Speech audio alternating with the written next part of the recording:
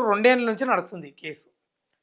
ఈయన కల్వకుర్తి మాజీ MLA Jaipal Yadav, Nakrekal MLA Chirumarthi Lingaiah. గతంలోనే పిలిచిండ్రు, మళ్ళా నోటీసులు ఇచ్చిండ్రట.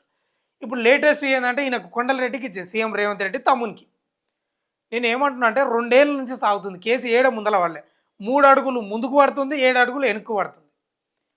ఇప్పుడు రేవంత్ రెడ్డి మీద నమ్మకం లేదు. ఇది నేనంటున్న మాటగా సుమా, కాంగ్రెస్ కార్యకర్తలు అంటున్నారు, నాయకులే అంటున్నారు. మా రేవంత్ రెడ్డి ఏం పట్టించుకుంటలేడు, ఏదో మేము కూడా అనుకున్నామని.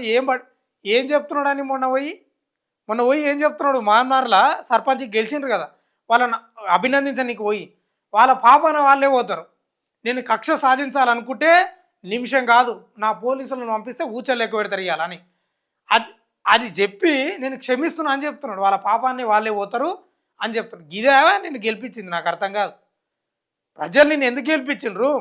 అధికార దాహం ఎక్కువైపోయింది, బాగా డబ్బు సంపాదించారు, మదం పెరిగింది, వీళ్ళని మొత్తం కక్కించి ఊస లెక్క పెట్టించాలని నీవు ఏదైతే ప్రతిపక్షంలో మొత్తుకున్నావో పెద్దగా నోరు చేసి దానికి అనుగుణంగా ప్రజలు ఓట్లేసి గెలిపించారు. ఇవాళ చేయడంట. ఇదంతా దొంగ నాటకం కాదా? ఇద్దరిది, కేసీఆర్ది, రేవంత్ రెడ్డి దొంగ నాటకం కాదా?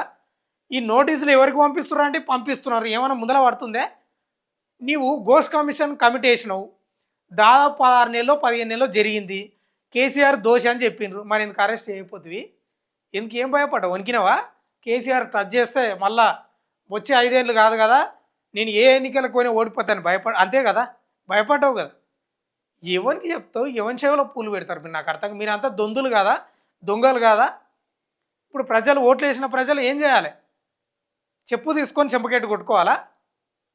ఈ ఫోన్ ట్యాపింగ్ కూడా నేను ఇప్పుడు పూర్తి స్థాయి వార్త చదివినా ఏం ఉండదు, పెద్ద గదే ఉంటుంది. ఎప్పుడు చదివేదే గదే ఉంటుంది, స్టోరీ ఏముంటుంది? నేను అదే మాట్లాడుతున్నా. నీవు క్షమించడం ఏంది అంటున్నా. ప్రజల సొమ్ము దాదాపు ఈ తెలంగాణలో 80% మంది ఒళ్ళు వంచి పనిచేసే కార్మికుల సొమ్మును అడ్డగోలుగా దోసుకున్న వ్యక్తులను కక్కించకుండా, ఊచలు లెక్క పెట్టించకుండా, ప్రజాస్వామ్యబద్ధంగా లేకపోతే చట్టాల పరంగా చట్టాలకు అనుగుణంగా వాళ్ళని అరెస్ట్ చేయించకుండా క్షమిస్తావు నువ్వు. ఎవరికి చెప్తావయ్యా నీవు?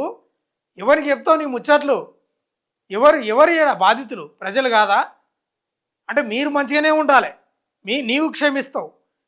కేసీఆర్ ఆయన తిప్పలు ఆయన ఉంటాడు అంటే ప్రజలు ఇట్లా బాధపడుకుంటూ పోవాలి.